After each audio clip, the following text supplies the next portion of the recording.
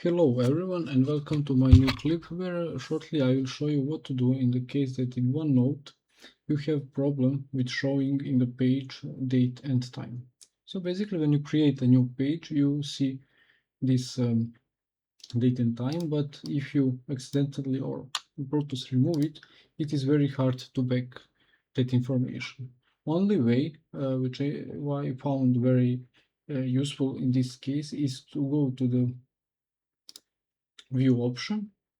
You copy and save your title somewhere else, the text, then click hide page title. Okay, it will remove the page title, yes, and back. Then you can see it will remove this time date stamp. Then you go to your text, cut it and paste.